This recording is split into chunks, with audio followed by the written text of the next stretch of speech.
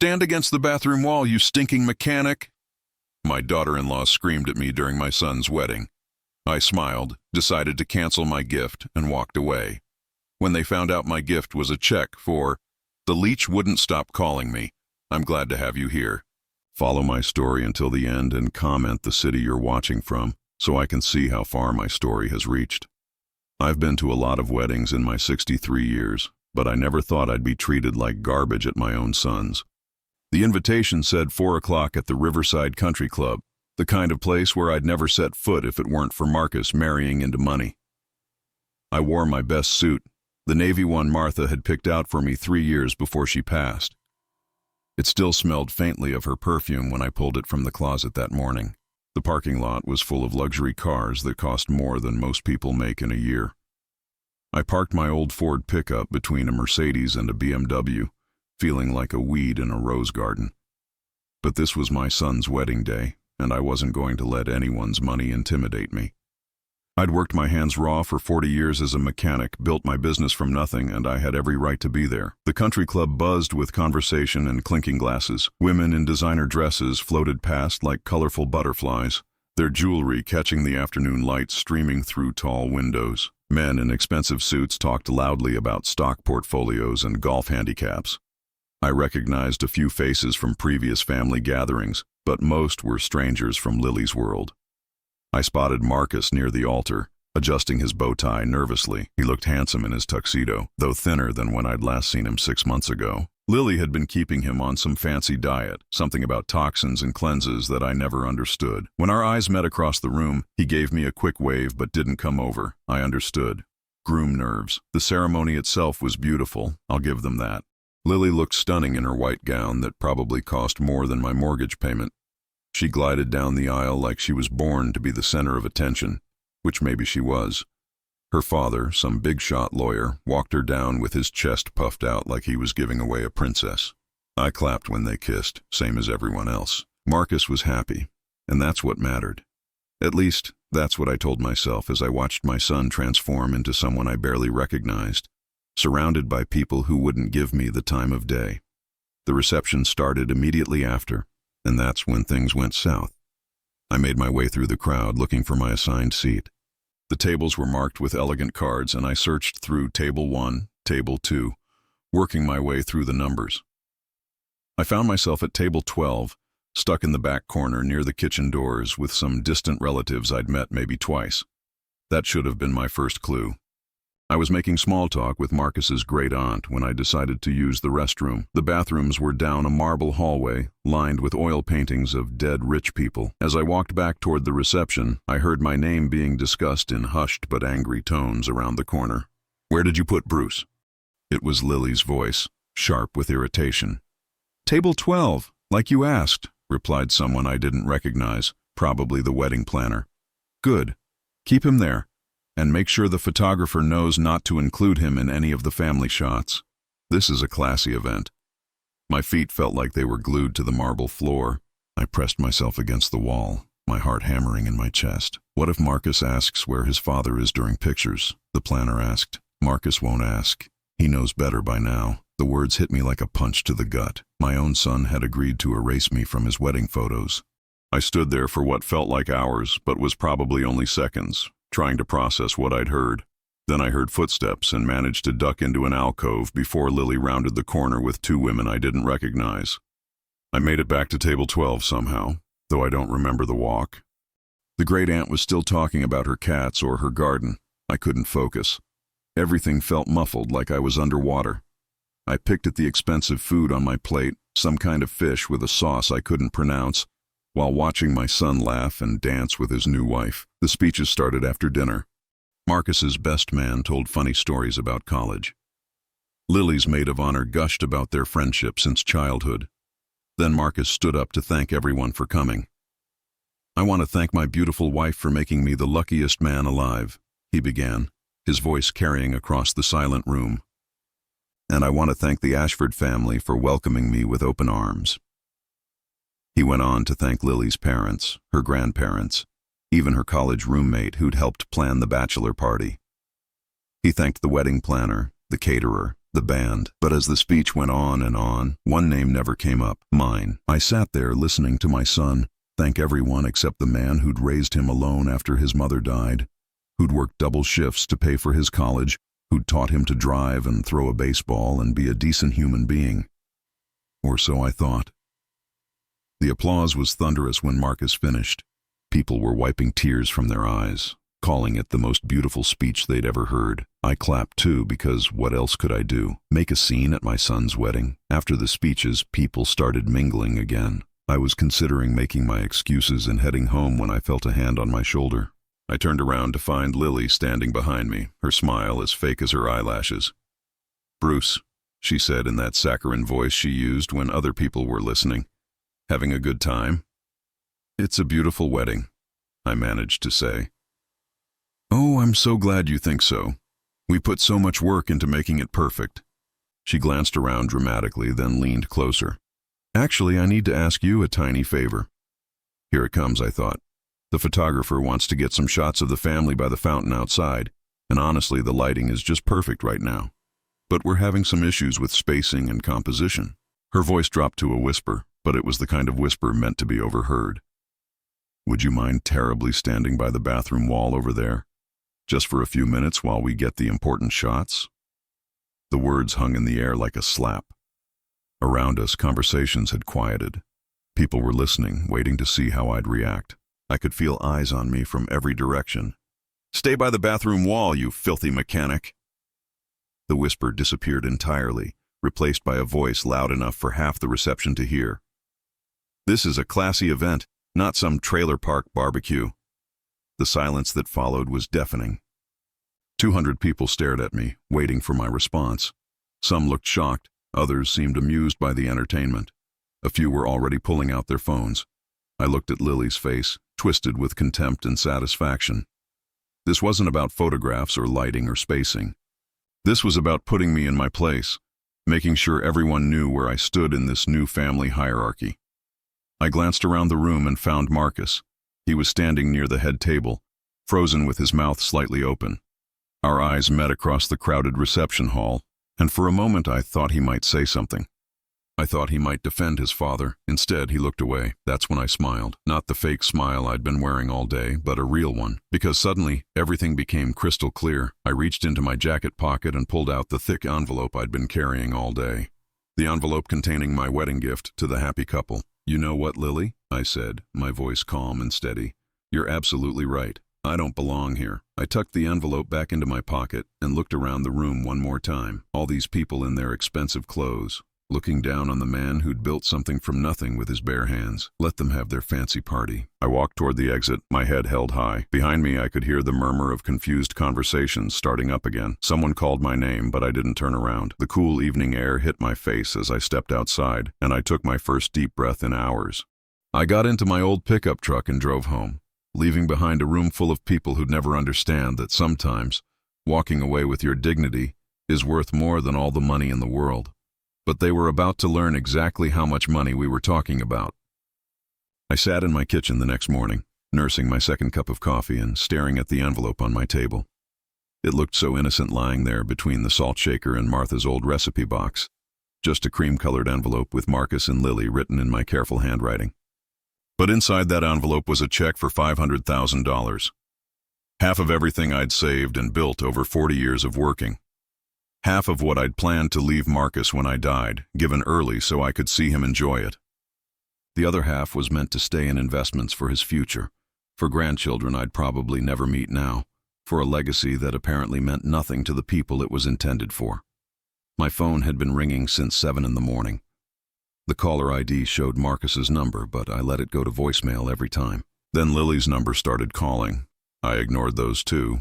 I wasn't ready to talk to either of them yet. I needed time to process what had happened, to figure out what came next. The truth was, I'd been planning this gift for 2 years. When Marcus announced his engagement to Lily, I decided it was time to liquidate some of my assets. The 3 auto repair shops I'd built weren't making me rich, but they'd been profitable enough that I could sell them to a chain for a decent price. Combined with Martha's life insurance and what we'd managed to save over the years, it was more money than a mechanic from the wrong side of town had any right to have. I'd wanted to surprise them, Maybe help them buy a house, start their married life without debt. Maybe show Lily's family that Bruce the mechanic wasn't just some greasy-handed nobody who didn't belong at their fancy parties. How stupid that seemed now. By noon, the calls had become constant. My voicemail box was full. I finally decided to listen to a few messages just to see how desperate they were getting. "Dad, it's Marcus. Please call me back. There was a misunderstanding yesterday. Lily feels terrible. She was just stressed about the wedding. You know how brides get. Please, Dad, call me." The next message was different. Lily's voice, but trying to sound sweet and apologetic. "Bruce, hi, it's Lily. I am so sorry about yesterday. I was completely out of line. Wedding planning is just so stressful, and I took it out on you. That was wrong of me. Marcus is really upset with me, and I don't blame him. Could we maybe meet for lunch this week? I'd love to make it up to you." I almost laughed. She'd gone from calling me a filthy mechanic to wanting to take me to lunch in less than 24 hours. I wondered what had changed her mind so quickly. The third message answered that question. "Dad, it's Marcus again. Look, Lily mentioned you had an envelope yesterday. A wedding gift? We never got it, and we're trying to make sure all the gifts are accounted for. The wedding planner is helping us track everything down. If you still have it, maybe we could pick it up this evening. We're already in the neighborhood." There it was. They weren't calling because they felt bad about humiliating me. They were calling because they realized I'd walked away with whatever gift I'd brought, and they wanted to know what they were missing. I deleted all the messages without listening to the rest. That evening, just as the sun was starting to set, I heard a car pull into my driveway. Through the kitchen window, I could see Marcus's BMW parked behind my truck. He got out alone, no Lily in sight, and walked up to my front porch like he was approaching a stranger's house. I opened the door before he could knock. "Hi, Dad." He looked uncomfortable, fidgeting with his car keys. "Can I come in?" "Sure." I stepped aside and let him enter the house where he'd grown up, where I'd bandaged his scraped knees and helped him with homework and taught him how to shave. He looked around like he was seeing the place for the first time.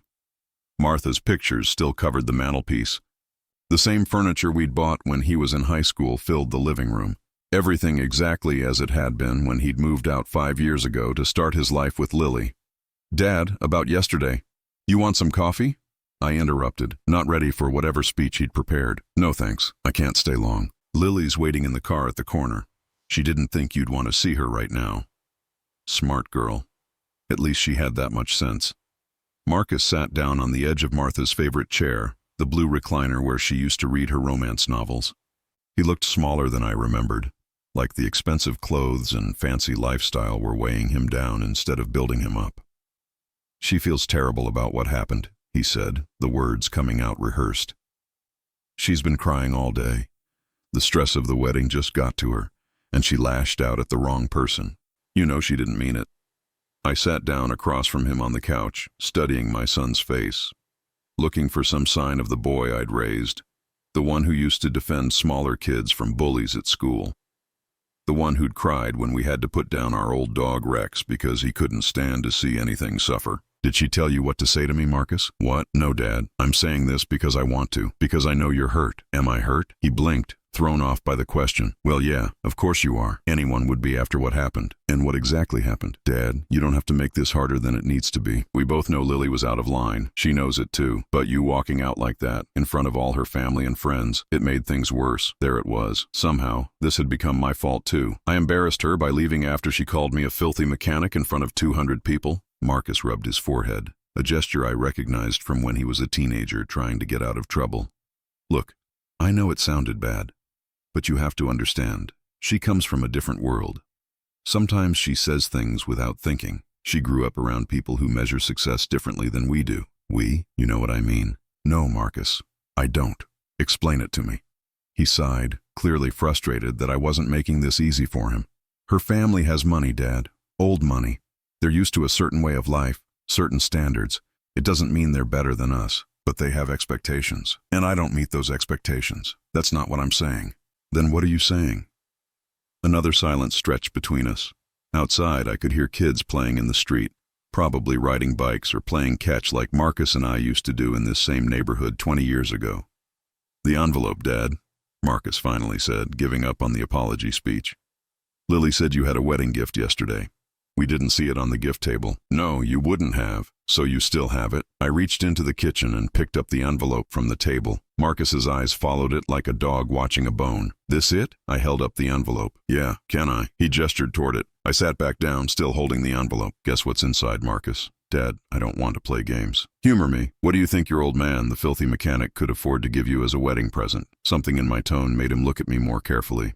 I don't know. Maybe a couple $100. A savings bond. $500,000.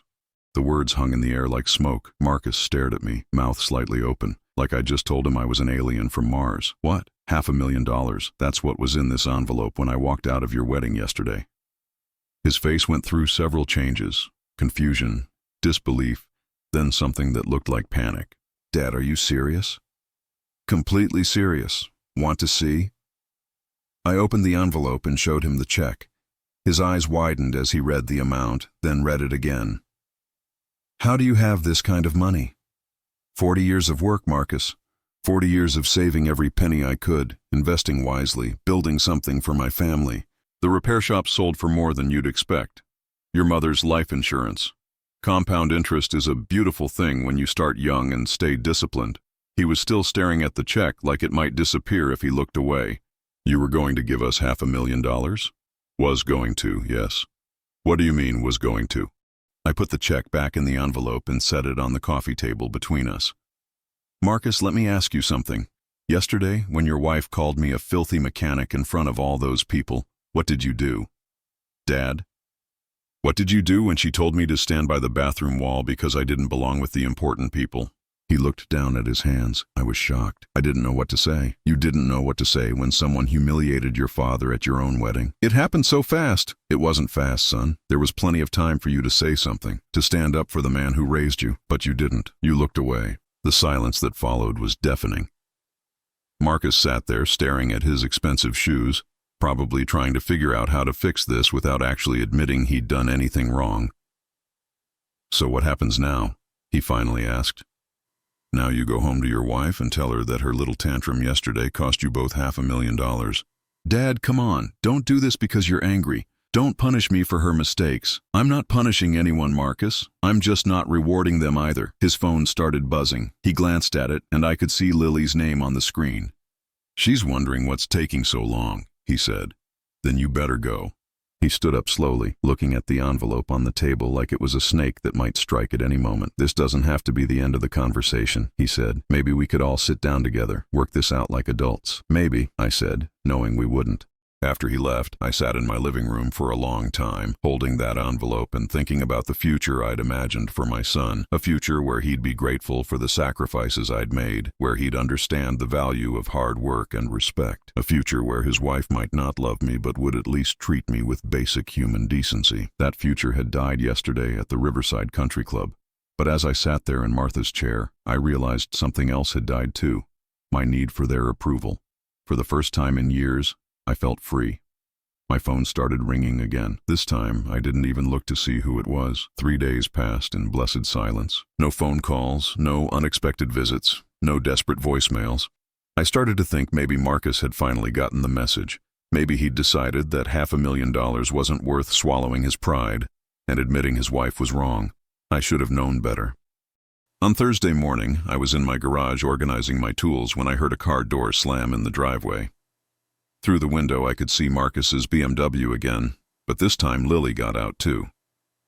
She was wearing a simple sundress instead of her usual designer outfits, and her makeup looked deliberately understated. The performance was already beginning. I stayed in the garage, pretending to be absorbed in sorting through my socket wrenches. Maybe if I ignored them, they'd go away. Dad? Marcus's voice called from the driveway. We know you're in there. We just want to talk. I heard footsteps approaching, then Lily's voice, softer than I'd ever heard it. Bruce, please, I need to apologize properly. Against my better judgment, I walked out to meet them. Lily's eyes were red-rimmed and she looked genuinely distressed. If I didn't know better, I might have felt sorry for her. I've been sick about what happened at the wedding, she began before I could say anything. I haven't slept in 3 days. I keep replaying it in my head, wishing I could take it back.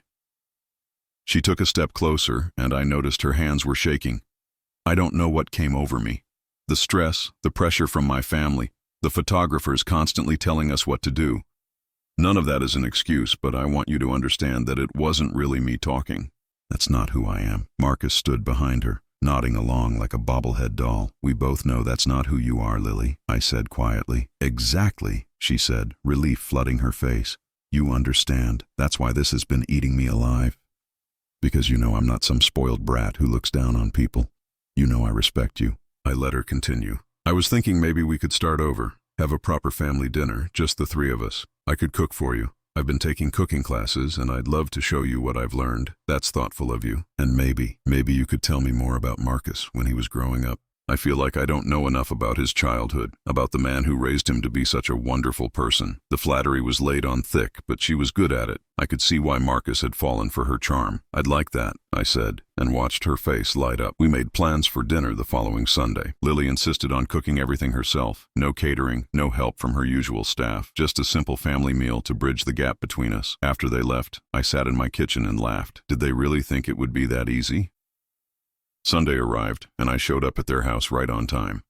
They'd bought a place in Willowbrook Estates, the kind of neighborhood where the houses all looked like they'd been designed by committee and the lawns were maintained by professional crews. Their house was a colonial with white columns and a circular driveway, the kind of place I'd driven past my whole life without ever imagining I'd be invited inside. Lily answered the door wearing an apron that looked like it had never been used. "Bruce, you're right on time. I hope you're hungry." The dining room table was set with what looked like their wedding china. Candles flickered in silver holders, and soft classical music played from hidden speakers. Everything was perfect, just like at the country club. During dinner, Lily was the picture of the devoted daughter-in-law. She hung on every word I said, laughed at my jokes, asked thoughtful questions about my work and my life with Martha. She even teared up when I mentioned how much I missed my wife. "She sounds like she was an amazing woman," Lily said, reaching across the table to squeeze my hand. "I wish I could have known her better." "She would have loved you," I lied smoothly. Marcus beamed, clearly thrilled that his wife and father were finally getting along. After dinner, Lily insisted on showing me the photo albums from their honeymoon in Europe. Page after page of Marcus and Lily in front of famous landmarks, eating at expensive restaurants, staying in luxury hotels, the kind of trip that probably cost more than most people make in 6 months. "We took so many pictures," she said, settling beside me on their white leather couch. "But you know what's missing?" "What's that?" "Family photos. We hardly have any pictures with you, Bruce. That needs to change." She pulled out her phone and started snapping selfies of the three of us. Marcus on one side, her on the other, me in the middle looking like an uncomfortable sandwich filling. "These are perfect," she said, scrolling through the photos. "I'm going to frame some of these for our mantelpiece." The evening continued in the same vein. Lily was attentive, charming, and apparently sincere in her desire to build a relationship with me. If I hadn't known about the $500,000 check, I might have believed she'd genuinely had a change of heart. As I was getting ready to leave, she walked me to the door. "Bruce, I hope tonight showed you how sorry I am about the wedding. I know I can't undo what I said, but I want you to know that I respect you. I respect what you've built, what you've accomplished. Marcus is lucky to have you as a father." "Thank you, Lily. That means a lot. I was wondering." She paused, looking suddenly vulnerable. "Do you think there's a chance we could put the wedding behind us? Move forward as a family?" I pretended to consider it. "I think that's possible. Really, but it's going to take time. Trust isn't rebuilt overnight." She nodded earnestly. "Of course, I understand completely. I'm willing to do whatever it takes." 2 weeks later, the phone calls started again. But this time they weren't from Marcus or Lily. "Bruce, this is Dr. Sarah Chen from St. Mary's Hospital. I'm calling about your daughter-in-law, Lily Ashford Peterson." My blood went cold. "What happened?" "She was brought in about an hour ago. There's been a miscarriage. She's asking for you." A miscarriage? I hadn't even known Lily was pregnant. I drove to the hospital in a daze, my mind racing. When had she gotten pregnant? Why hadn't Marcus told me I was going to be a grandfather? I found them in a private room on the 3rd floor. Marcus sat beside Lily's bed, holding her hand and looking devastated. Lily lay propped up against the pillows, pale and fragile looking. "Bruce," she said weakly when she saw me. "You came." "Of course I came. How are you feeling?" "Empty," she whispered, tears rolling down her cheeks. "We lost our baby." Marcus looked up at me with red-rimmed eyes. "Dad, We were going to tell you about the pregnancy at Sunday dinner next week. We wanted it to be a surprise. I sat down in the chair on the other side of Lily's bed, trying to process this information. A grandchild.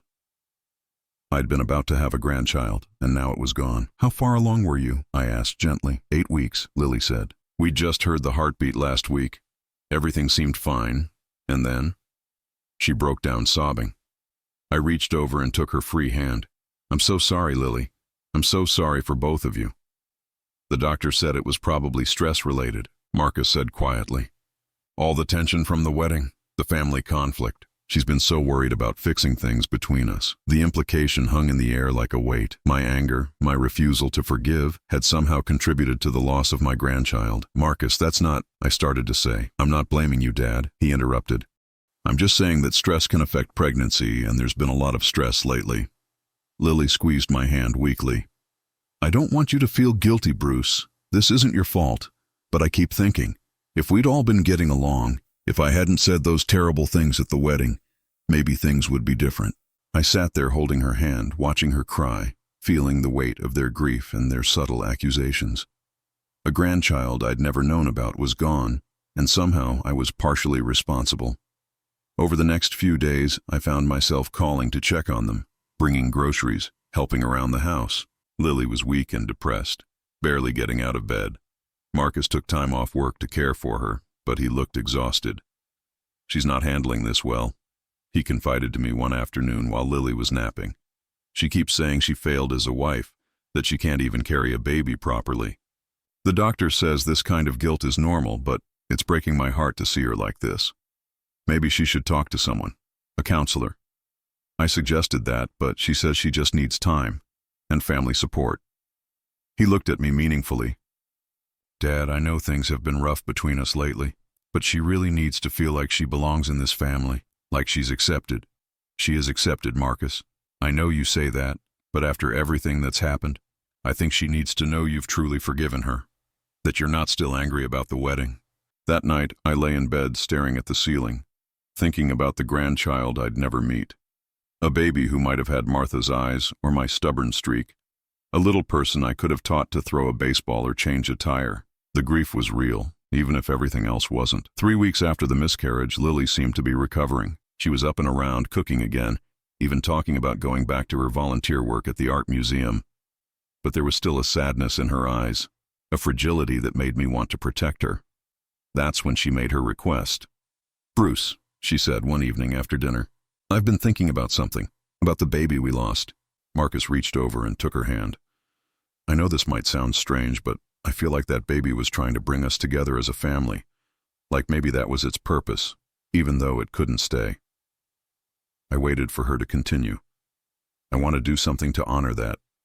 Something that shows we're united, that we've moved past all the hurt and anger. I was thinking maybe we could have a small ceremony, just the three of us, a way to officially welcome me into the Peterson family. Lily, you're already part of the family, I said. I know, but after everything that's happened, I feel like I need to earn my place. To prove that I'm worthy of being Marcus's wife and your daughter-in-law. Marcus was nodding enthusiastically. I think it's a beautiful idea, Dad. A fresh start for all of us. The ceremony took place in their backyard the following Saturday. Nothing elaborate, just a simple exchange of vows between Lily and me. She promised to honor and respect me as Marcus's father. I promised to welcome her as my daughter and support their marriage. Afterwards, we planted a small oak tree in memory of the baby they'd lost. Lily cried as we covered the roots with soil, and I found myself tearing up too. Thank you for forgiving me, she whispered as we stood there in the fading light. For giving me a second chance. Everyone deserves a second chance, I said, meaning it. As I drove home that evening, I felt something I hadn't experienced in months. Peace. Maybe Lily really had changed. Maybe the loss of the baby had made her realize what was truly important. Maybe we could be a real family after all. I should have known that peace never lasts. The first crack in the facade came 2 days later when I stopped by their house unannounced to drop off some tools Marcus had asked to borrow. I rang the doorbell, but no one answered. Their cars were in the driveway, so I walked around to the backyard where we'd planted the memorial tree. I could hear Lily's voice through the open kitchen window. talking on the phone. I know. But you should see how pathetic he is now. All that anger just melted away the second he thought I lost a baby. Men are so predictable. I froze by the oak tree, my hand still on the small fence we'd built around it. No, of course there was never a baby. Do you think I'm stupid enough to get pregnant right now? I've got too much work to do first. But the old fool bought it completely. He's been bringing me soup and asking how I'm feeling. Laughter drifted through the window, cold and sharp. The best part is, now he feels guilty. Like his mean behavior somehow caused me to miscarry. He's so desperate to make it up to me, he'll do anything I ask. Yesterday he helped me plant a memorial tree for the baby that never existed. I almost couldn't keep a straight face. The blood drained from my face as the full scope of her deception became clear. Marcus doesn't know, obviously. He thinks it was real, too. Poor thing was so upset when I told him I was bleeding. He actually cried, but it's better this way. Now they both feel sorry for me, and I can use that. I backed away from the window, my hands shaking with rage. The memorial tree we'd planted, the tears she'd cried, the grief that had made me want to comfort her, all of it fake, all of it carefully orchestrated to manipulate me back into line. As I walked back to my truck, I could still hear her voice floating through the window. Trust me, by Christmas he'll be writing us a check for the full amount. Guilt is a powerful motivator, and once I have that money, we can finally start living the life we deserve. I sat in my truck for a long time, staring at their perfect house with its perfect lawn and perfect facade. Everything about Lily was carefully constructed, from her tears to her apologies to her newfound devotion to family. But she'd made one crucial mistake in her performance. She thought I was a fool who could be manipulated by fake tears and manufactured tragedies. She was about to learn just how wrong she was. I didn't sleep that night. Every time I closed my eyes, I heard Lily's laughter echoing in my head. The fake tears, the manufactured grief, the memorial tree we'd planted for a baby that never existed. It all played on repeat like a horror movie I couldn't turn off. By morning, I'd made a decision. I wasn't going to confront them. I wasn't going to have a dramatic showdown or demand explanations. Instead, I was going to do something much more dangerous. I was going to let them think their plan was working. 2 days later, I called Marcus. Dad, is everything okay? You sound tired. I haven't been sleeping well, I admitted. I keep thinking about the baby, about what we lost. There was a pause on the other end. Dad, you can't blame yourself for what happened. Can't I? Marcus, I was so angry after the wedding. So stubborn. Maybe if I'd been more understanding, more supportive, things would have been different. Dad, I want to make things right, I interrupted, with both of you. Life's too short to hold grudges, and we've all learned that the hard way. What are you saying? I'm saying maybe it's time to put the past behind us completely, to move forward as a real family. The relief in his voice was obvious. That's great, Dad. Lily will be so happy to hear this. She's still struggling with guilt about everything. Well, tell her she doesn't need to feel guilty anymore. We're family, and families stick together. That weekend, I showed up at their house with a bottle of expensive wine and a smile. Lily greeted me with a hug that lasted just a little too long, her performance as the grateful daughter-in-law in full swing. Bruce, Marcus told me what you said, about wanting to move forward. I can't tell you how much that means to me. We've all made mistakes, I said, handing her the wine. The important thing is learning from them. Over dinner, I played my part perfectly. I asked Lily about her recovery, expressed concern about her emotional well-being, and even brought up the memorial tree. I was thinking we might want to plant some flowers around it, I suggested. Something that blooms in spring, a symbol of new life. Lily's eyes welled up with perfectly timed tears. That's beautiful, Bruce. I think she would have liked that. Lily had decided the imaginary baby was a girl. Have you thought about names? I asked, watching her face carefully. Emma, she said without hesitation. We were going to call her Emma Rose. Marcus reached over and squeezed her hand. After your grandmother, he said softly. I nodded approvingly, filing away this new detail in the elaborate fiction they were constructing. As the evening progressed, I made sure to drop subtle hints about my financial situation. I mentioned having to meet with my financial advisor about year-end tax planning. I talked about the stock market performance and how my investments were doing better than expected. I even joked about having more money than I knew what to do with in retirement. Lily hung on every word, her eyes bright with interest whenever the conversation turned to finances. "You know," she said as we were having dessert, "Marcus and I were just talking about wanting to buy a bigger house. Maybe start looking at places where we could eventually have children again when we're ready. But the market is so expensive right now. Real estate is always a good investment," I agreed. "Martha and I bought our house for $12,000 in 1982. Today it's worth almost 10 times that." "12,000?" Lily gasped. "That's incredible. You must feel so smart about that decision." "Sometimes the best investments are the ones you don't think about. You just do what feels right and trust that it will work out."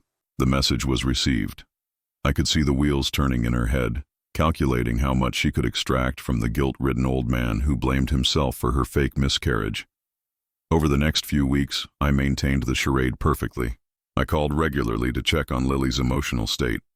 I brought meals when she claimed to be having bad days. I even suggested she might want to talk to a grief counselor, which she declined with just the right amount of brave martyrdom.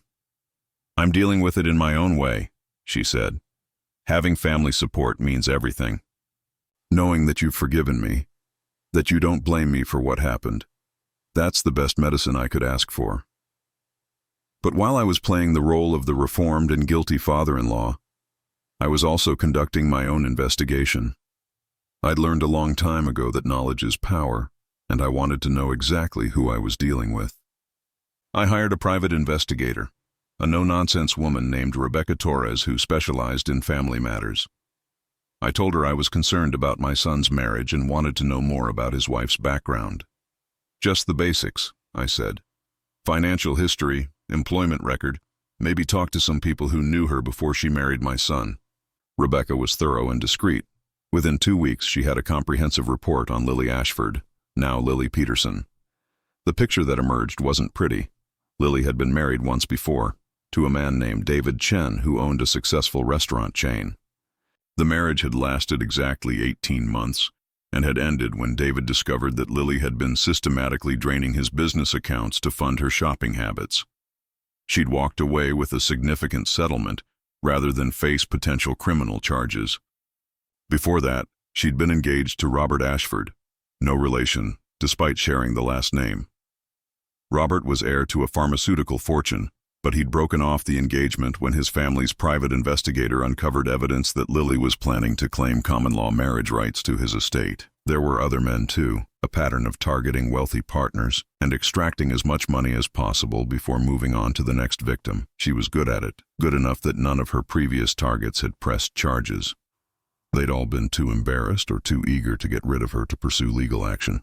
The most interesting discovery was that Lily had never actually graduated from the prestigious university she claimed on her resume.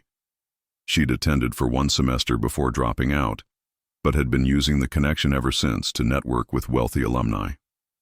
Rebecca's report also included financial records that showed Lily was deeply in debt despite her appearances of wealth. Credit cards maxed out, loans from multiple sources, and a lifestyle that was funded entirely by Marcus's income and credit. "Your son is supporting her entire existence," Rebecca told me when she delivered the report. "And from what I can tell, she's been planning this marriage as her retirement fund from day one." But the most damaging information came from Rebecca's interviews with people who'd known Lily before she met Marcus. "I talked to 3 of her former roommates and 2 ex-co-workers," Rebecca said. "They all described the same pattern. Lily would target men with money, create elaborate emotional manipulation scenarios, and extract as much cash as possible before moving on. One woman told me Lily actually kept a notebook rating potential targets based on their net worth and emotional vulnerability. A notebook, just like the one she was probably keeping on me. "There's something else," Rebecca continued. "One of her former roommates mentioned that Lily had faked a pregnancy before. Different guy, same playbook. She used it to get him to pay for an expensive baby moon vacation, then claimed she miscarried while they were in Europe. He felt so guilty he bought her a car as a consolation gift." My hands tightened around the report as I read through Rebecca's detailed findings. Everything was documented, verified, cross-referenced. Lily wasn't just a gold digger. She was a professional con artist who had turned emotional manipulation into a career, and my son had no idea. The question now was what to do with this information. I could confront Marcus directly, show him the evidence of what his wife really was.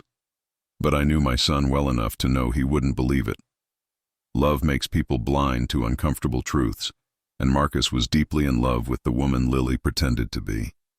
No, if I wanted to protect my son, I had to be smarter than that. That evening, I sat in my kitchen with Rebecca's report spread across the table, planning my next move. Lily thought she was playing me, using my guilt and grief to set up her biggest score yet, but she'd made a crucial error in her calculations. She thought I was just another Mark, another lonely old man, desperate for family connection and vulnerable to emotional manipulation. She had no idea that I'd spent 40 years building a business by reading people, by understanding their motivations, by staying 3 steps ahead of anyone who tried to cheat me. And she certainly had no idea that every conversation we'd had since the fake miscarriage had been recorded. Living alone in a big house, you worry about security. That's why I'd installed a comprehensive system with cameras and audio recording throughout the property. Every time Lily and Marcus visited, every phone conversation I'd had with them, every detail of their elaborate con game, all of it was preserved in digital clarity, but I wasn't ready to play that card yet. First, I wanted to see how far she was willing to go. The next phase of her plan revealed itself the following week when Marcus called with exciting news. "Dad, you'll never guess what happened. Lily got offered an amazing opportunity." "What kind of opportunity?" "There's this charity organization, Children's Medical Research Foundation, and they want her to be their new development director. It's a dream job for her, using her organizational skills for something meaningful." "That sounds wonderful. The only thing is, they need someone who can make a significant personal donation to show their commitment to the cause. It's standard practice in the nonprofit world," they said. "Kinda like putting skin in the game." Of course it was. "How much are we talking about?" "Well, that's the thing. It needs to be substantial enough to demonstrate serious commitment." They suggested somewhere in the range of $250,000. I let out a low whistle. "That's a lot of money, Marcus." I know. And normally we'd never even consider asking, but with Lily still recovering from the miscarriage, she really needs something positive to focus on. This job could be exactly what she needs to heal. The manipulation was flawless. They weren't asking for money for themselves. They were asking for money to help Lily recover from the trauma I had supposedly caused. Money that would go to help sick children, no less. How could I possibly refuse? "And honestly, Dad," Marcus continued, "we thought maybe this could be your gift to Emma.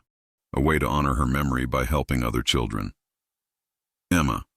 The imaginary baby had now become the emotional leverage for a $250,000 con. "Let me think about it," I said. "Of course. Take all the time you need. But they do need an answer fairly soon. The position starts next month." After I hung up, I sat in my kitchen and laughed until my sides hurt. The audacity of it was almost admirable. They'd created an entire fictional charity job as a cover for stealing my money, complete with emotional manipulation and dead baby guilt. But they'd also given me exactly what I needed to destroy them. I called Rebecca Torres. "I need you to do some research on the Children's Medical Research Foundation," I told her. "I'm particularly interested in whether they actually exist, whether they're offering anyone a development director position, and whether they require new employees to make personal donations." Rebecca called back 3 hours later. "There is a Children's Medical Research Foundation," she said. "It's a legitimate charity based in Atlanta, but they're not hiring. They don't have a development director position available, and they certainly don't require employees to make personal donations. That would be completely unethical and probably illegal. So if someone was claiming to have a job offer from them, they'd be lying, probably planning to set up a fake account to receive the donation money." I thanked Rebecca and hung up. Then I made 2 phone calls. The first was to my lawyer, David Morrison, who'd been handling my affairs for 20 years. "David, I need to make some changes to my will," I said. "Significant changes. And I need them done quickly and quietly." "What kind of changes?" "I'm removing Marcus as my primary beneficiary. I want everything to go to charity instead. The real Children's Medical Research Foundation, as a matter of fact. And I want to set up a small trust for Tom Bradley." Tom was the young man who'd been working at my garage for the past 5 years, first as an apprentice and now as the manager of my old shop. He was the son I'd never had, loyal and honest and hard-working. If anyone deserved to benefit from my life's work, it was him. "Bruce, are you sure about this? That's a major decision. Maybe we should discuss." I'm completely sure, David, and I want it done by the end of the week. The second call was to Tom. Tom, it's Bruce. Do you have a few minutes to talk? There's something I need to discuss with you. As I explained the situation to Tom, I could hear the shock in his voice. Mr. Peterson, I don't know what to say. Are you sure about this? I've never been more sure of anything in my life. You've been like a son to me these past few years. You've earned this. But what about Marcus? He's your real son. Marcus made his choice when he chose money over family. You chose loyalty and respect. That's worth more than blood. After I hung up, I poured myself a glass of Martha's favorite wine and sat on the back porch, watching the sunset paint the sky in shades of orange and gold. Tomorrow, I would start the final phase of my plan. Lily thought she was playing the long game, slowly manipulating me toward a massive payday. But she had no idea that the game was already over. She'd just lost everything, and she didn't even know it yet. The meeting with my lawyer was scheduled for Friday morning at 9 o'clock. David Morrison had been handling my legal affairs since Martha and I bought our first house, and he'd never questioned my decisions before. But as I sat across from his mahogany desk, watching him review the new will documents, I could see the concern in his weathered face. Bruce, I have to ask one more time. Are you absolutely certain about this? Disinheriting your only son is a decision that can't be undone after you're gone. David, in 40 years of knowing me, have I ever made a rash decision? He sighed and shook his head. No, you haven't. But this feels different. Personal. It is personal. Marcus chose his wife over his father. Now he gets to live with that choice. David reviewed the documents one final time, then slid them across the desk for my signature. The new will leaves your entire estate to the Children's Medical Research Foundation in Atlanta, with the exception of a $50,000 trust for Thomas Bradley. All previous wills are hereby null and void. I signed my name with steady hands, feeling a weight lift from my shoulders with each stroke of the pen. There's one more thing, I said, pulling out a sealed envelope. I want you to hold on to this. Don't open it unless something happens to me, and don't give it to anyone except Tom Bradley.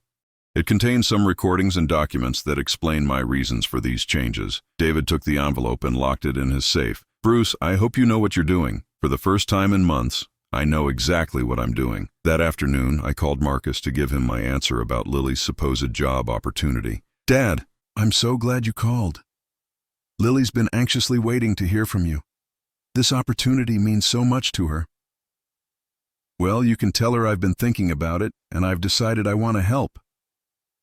The excitement in Marcus's voice was genuine. Really, Dad, that's incredible. She's going to cry when I tell her. I'm sure she will. But Marcus, I need to be smart about this. It's a lot of money, and I want to make sure it's handled properly. Of course, whatever you need. I'll need to see some documentation from the charity, official letterhead, contact information, details about the position.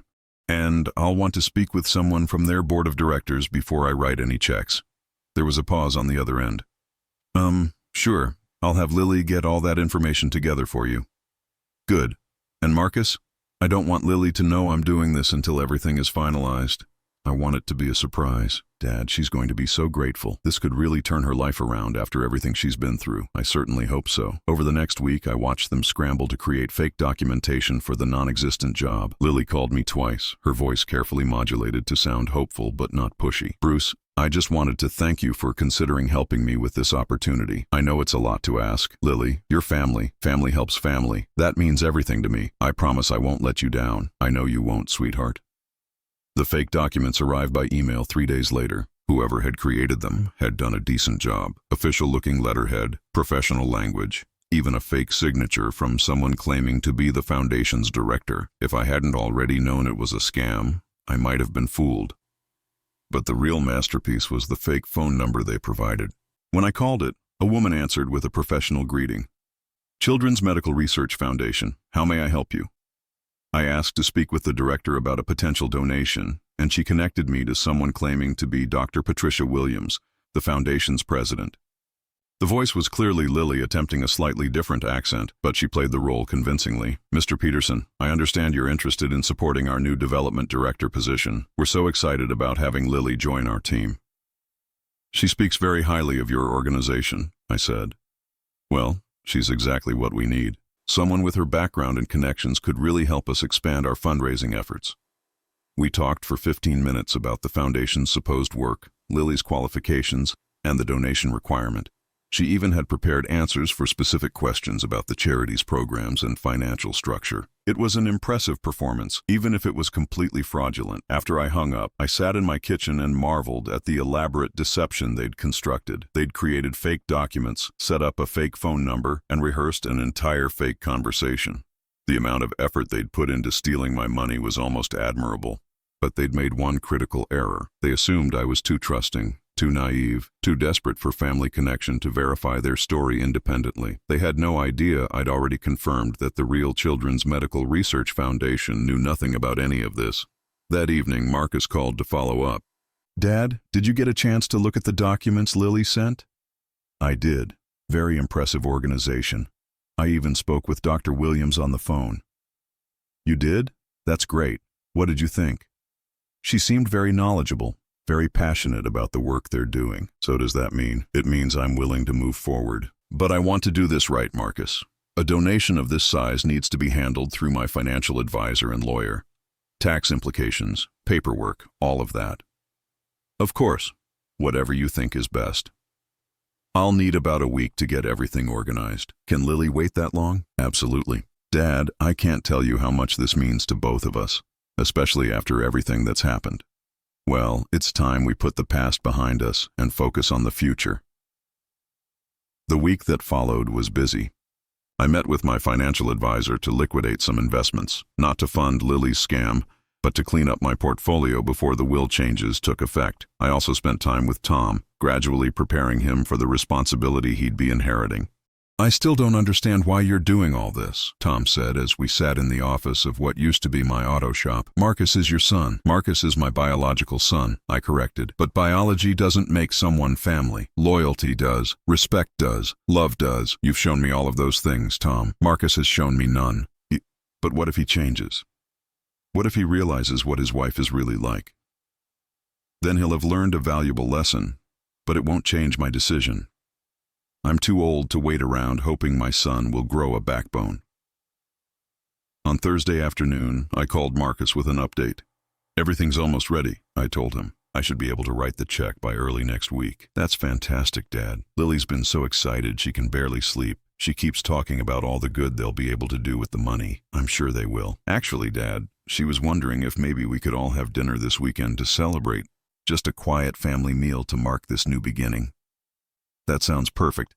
Why don't you come here? I'll cook." "Are you sure? We could go out somewhere nice." "No. I want to cook for my family.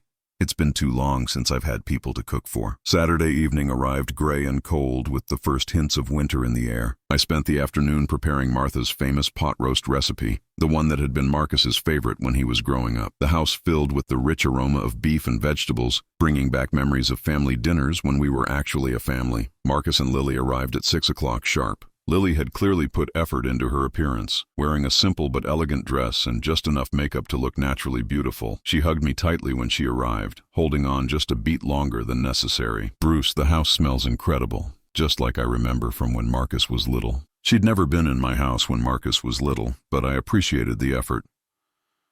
"It's Martha's recipe," I said. "She always said the secret was patience.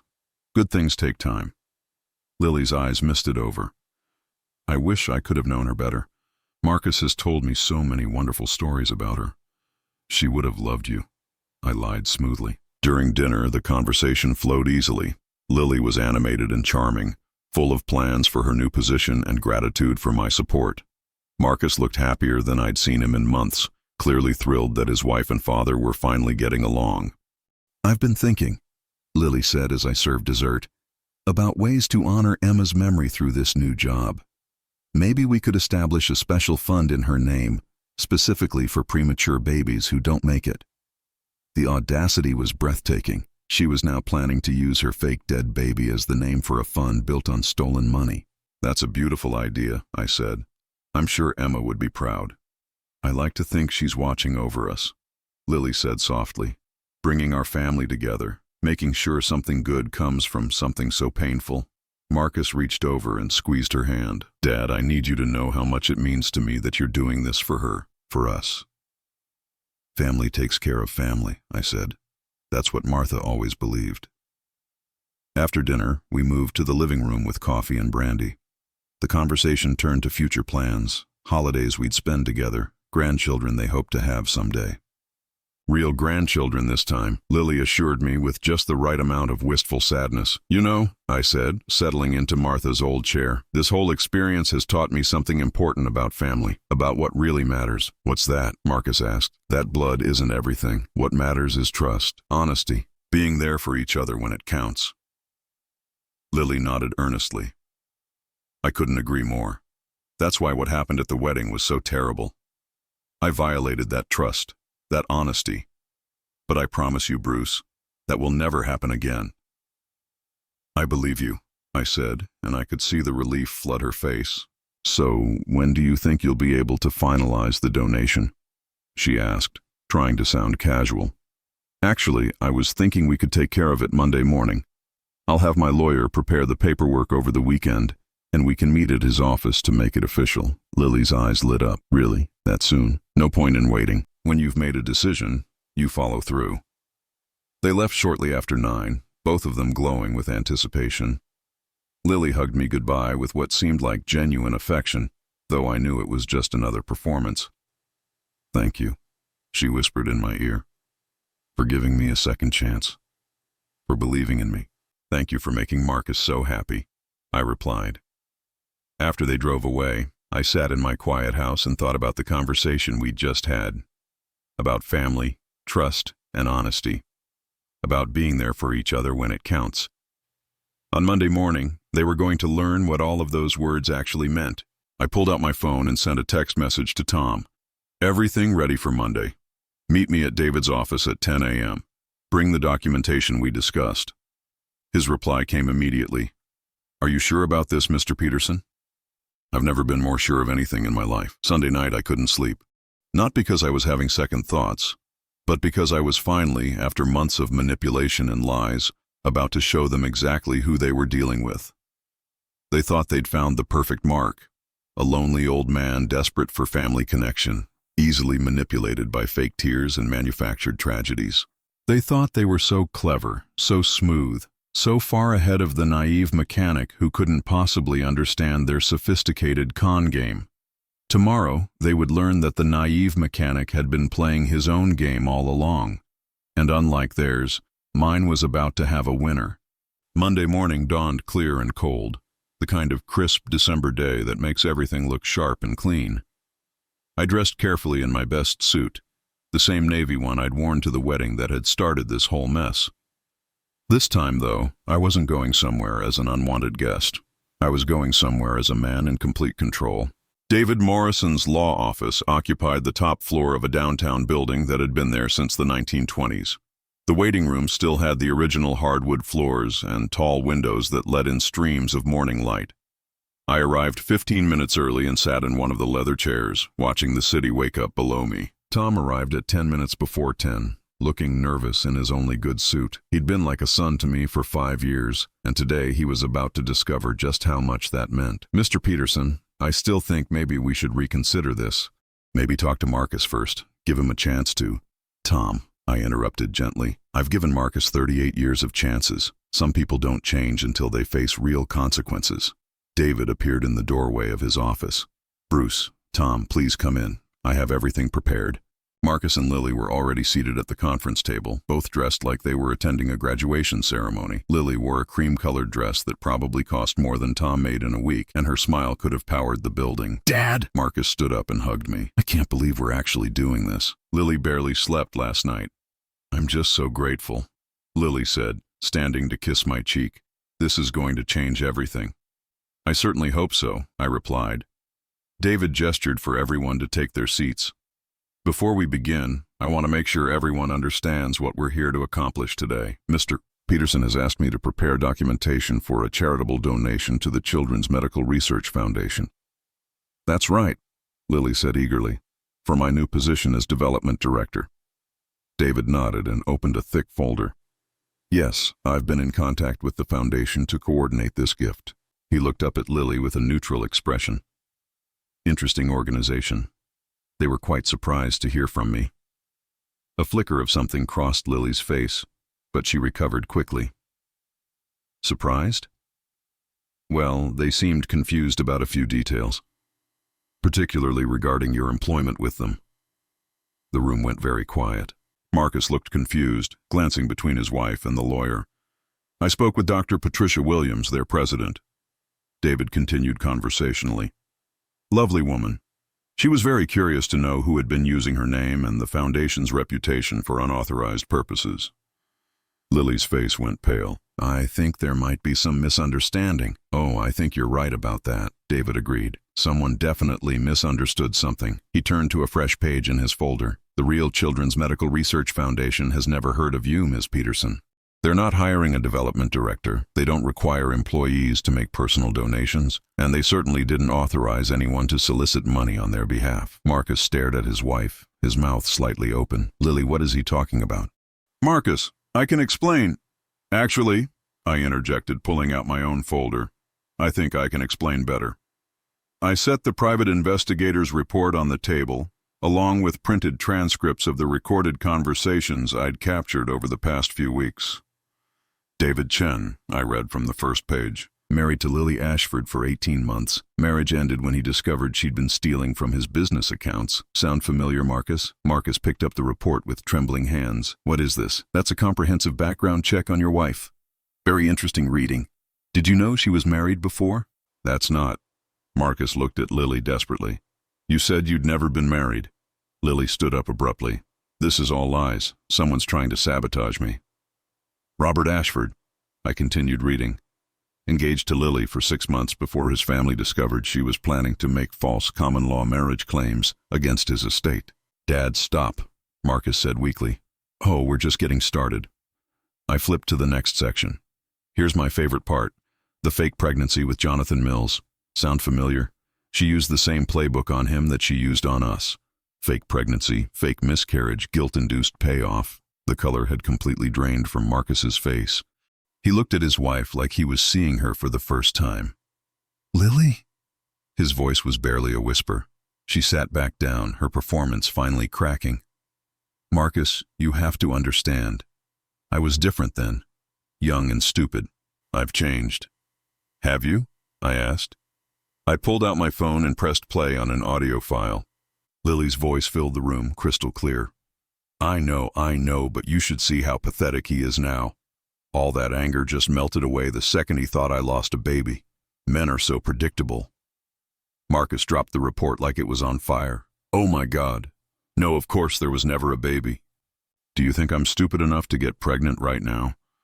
I've got too much work to do first. But the old fool bought it completely. Lily lunged for my phone, but Tom was faster, standing up to block her path. That's enough, she said, her sweet voice replaced by something cold and sharp. You can't prove any of this. Actually, I can. David opened another folder. The phone number you provided for the fake charity? It was traced to a prepaid cell phone registered under a false name. The fake documents you created? They contained several factual errors about the real foundation that only someone pretending to be affiliated with them would make. Marcus was staring at his wife like she'd grown a second head. Lily, tell me this isn't true. Tell me you didn't fake a pregnancy. Tell me you didn't lie about losing our baby. For a moment, Lily's mask slipped completely. The sweet, vulnerable woman disappeared, replaced by someone Marcus had never seen before. What did you expect? She snapped. You think I married you for your sparkling personality? Your family has money, Marcus. Real money. I've worked too hard to let some sentimental old fool ruin everything. The silence that followed was deafening. Marcus looked like he'd been physically struck. The memorial tree, he said quietly. We planted a tree for a baby that never existed. Oh, please, it's just a tree. That's when something in Marcus finally broke. He stood up, his chair scraping against the floor. Get out, he said, his voice barely controlled. Marcus, don't be ridiculous. We can work this out. Get out! The shout echoed through the office. Lily looked around the room, finally realizing that her game was over. Her eyes landed on me, filled with pure hatred. This is all your fault, she hissed. You couldn't just write the check and stay out of the way. No, I said calmly. I couldn't. She grabbed her purse and headed for the door, then turned back for one final shot. "You think you've won something, Bruce? You just destroyed your own son's happiness. He'll never forgive you for this." "Maybe not," I agreed, "but at least he'll be free." After she left, the office fell into an uncomfortable silence. Marcus sat slumped in his chair, staring at the papers scattered across the table. The evidence of his wife's deception, the proof that his marriage had been built on lies from the very beginning. "Dad," he said finally, his voice hoarse. "I'm sorry. I'm so sorry." "I know you are, son. How long have you known?" "I suspected from the beginning. I knew for certain after the fake miscarriage." Marcus buried his face in his hands. "I chose her over you at the wedding. When she humiliated you, I said nothing. I chose her." "Yes, you did. Can you ever forgive me?"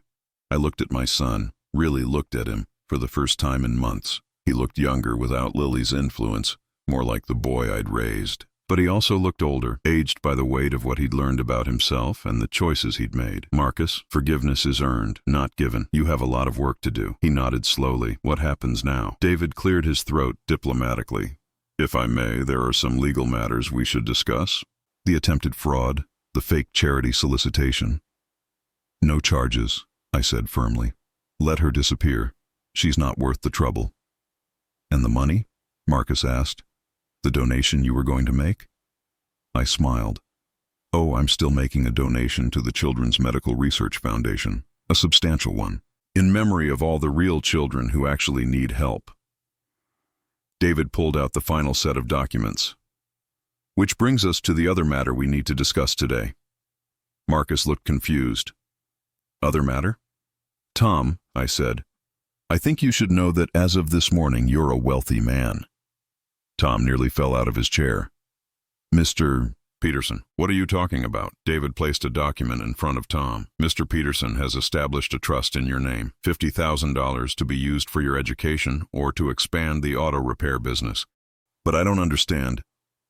"The rest of my estate," I continued, "everything I've built over 40 years is going to charity. Real charity, where it can do some actual good." Marcus went very still. "Dad, what are you saying?" "I'm saying I changed my will, son. Last week. Everything goes to legitimate organizations that help people who actually need it. You disinherited me? You disinherited yourself when you chose money over family. When you let your wife treat me like garbage and said nothing. When you participated in her scheme to steal from me." Marcus started to cry then. Not the controlled tears of a man trying to maintain his dignity, but the raw, ugly sobs of someone whose entire world had just collapsed. "Dad, please. I know I messed up, but I can change. We can start over." "Can we?" "Marcus, for months you've been part of a plan to defraud me. You helped your wife fake a pregnancy, fake a miscarriage, fake a job opportunity. You sat there while she manipulated my grief and guilt. Even now, are you sorry because you realize what she did to me? Or are you sorry because you found out there's no money in it for you?" He couldn't answer because we both knew the truth. I stood up and put my hand on Tom's shoulder. "Tom's the son I should have had all along, loyal, honest, hard-working. He never asked me for anything, never tried to manipulate me, never made me feel like I didn't belong in my own family." "But he's not your blood," Marcus protested weakly. "No, he's not. But he's family in every way that actually matters." I walked to the window and looked out over the city where I'd spent my entire adult life building something meaningful, something that would outlast me and maybe make the world a little bit better. "You know what the funny part is?" I said, not turning around. "If you'd just defended me at that wedding, if you'd told your wife that treating me with disrespect wasn't acceptable, none of this would have happened. I would have given you that check and been happy to do it." "Dad, but you didn't. You chose her over me. Money over family, appearances over loyalty. So now you get to live with those choices." I turned back to the room. Marcus was still crying. Tom looked overwhelmed, and David was carefully organizing papers with the practiced neutrality of someone who'd seen too many families destroy themselves over money. "The divorce papers will be ready by Thursday," David told Marcus. "Given the circumstances, it should be fairly straightforward." "I don't even know where to start," Marcus said. "The house, the debts she ran up, the life we built. You start by learning to stand on your own 2 feet," I said, "like I did when I was 18 and had nothing. like Tom did when his father walked out on his family. Like every person does who decides to take responsibility for their own life instead of looking for someone else to carry them. I gathered up my copies of the documents and put them in my briefcase. "Where are you going?" Marcus asked. "Home. I have a life to live, and for the first time in months, I can live it without worrying about who's trying to manipulate me." "What about us? What about our relationship?" I paused at the door. "Marcus, if you want a relationship with me, you're going to have to earn it. The same way Tom earned it, through respect and loyalty and genuine affection, not because you're hoping for an inheritance. How do I do that? Figure it out. You're a grown man." 6 months later, I was sitting on my back porch reading the newspaper when I heard a car pull into my driveway. Through the window, I could see Marcus getting out of a much older, more modest car than the BMW he used to drive. He walked up to the porch slowly, like a man approaching a job interview he wasn't sure he'd get. "Hi, Dad." "Marcus, I was wondering if maybe I could talk to you." "About what?" "About taking responsibility for what I did. About earning your respect back, if that's possible." I folded my newspaper and really looked at him. He'd lost weight, and not in a good way. His clothes were clean but well worn. His hair needed cutting, and there were dark circles under his eyes. "What happened to the house?" I asked. "Foreclosed. Turns out Lily had run up more debt than I knew about. Credit cards, personal loans, all in my name." "Where are you living?" "Apartment across town. 1 bedroom, but it's clean and quiet. I'm working for Henderson's Construction now. Manual labor, but it's honest work." Henderson's Construction. I knew Pete Henderson, had done some work on his trucks over the years. Good man, fair employer, but he didn't pay much. "How long have you been there?" 4 months. Pete says if I keep working hard, he might make me a crew leader next year. I studied my son's face, looking for signs of the entitled, manipulated man he'd been 6 months ago. What I saw instead was someone who looked genuinely humbled, genuinely changed. "Why are you here, Marcus?" "Because I want to apologize. Not because I want something from you, but because you deserve an apology, a real one." "I'm listening." He sat down on the porch steps, not in the chair next to me, keeping his distance. "I was weak, Dad.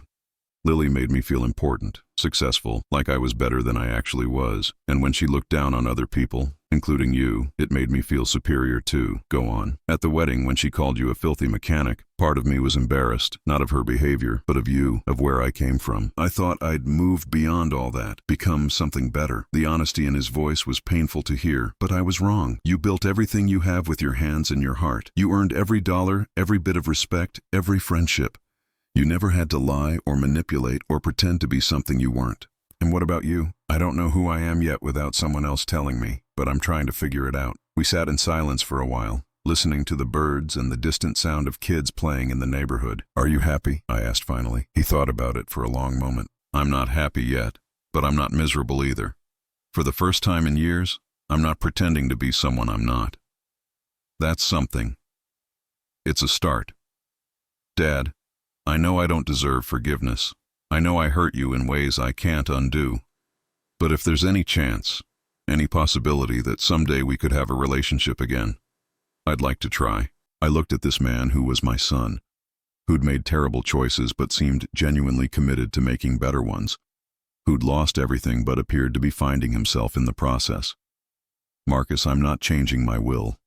What's done is done. I understand, and I'm not going to pretend that what happened didn't happen. Trust takes time to rebuild, I know. But if you're serious about earning back my respect, if you're willing to do the work without any guarantee of reward, then maybe we can start with coffee once a month, see how it goes." His face lit up with something I hadn't seen in years, genuine joy that had nothing to do with money or material gain. "I'd like that, Dad. I'd like that a lot. Next Sunday, 10 o'clock, Denny's on 5th Street. I'll be there." After he drove away, I sat on my porch until the sun went down, thinking about second chances and the difference between earning something and expecting it. Tom called that evening to tell me about his plans for expanding the shop, about the business courses he was taking at the community college, about the young woman he'd been dating who made him laugh. Marcus called to confirm our coffee date and to thank me for giving him a chance he knew he didn't deserve. And for the first time since Martha died, I went to sleep feeling like I had a family again. Not the family I was born with or the one I'd tried to hold together through obligation and guilt, but the one I'd chosen, the one that chose me back. The envelope with the $500,000 check still sat in my desk drawer, never cashed, now worthless. But it had served its purpose. It had shown me exactly who the people in my life really were. And sometimes that knowledge is worth more than all the money in the world. Now I'm curious about you who listened to my story. What would you do if you were in my place? Have you ever been through something similar? Comment below, and meanwhile, I'm leaving on the final screen 2 other stories that are channel favorites, and they will definitely surprise you. Thank you for watching until here.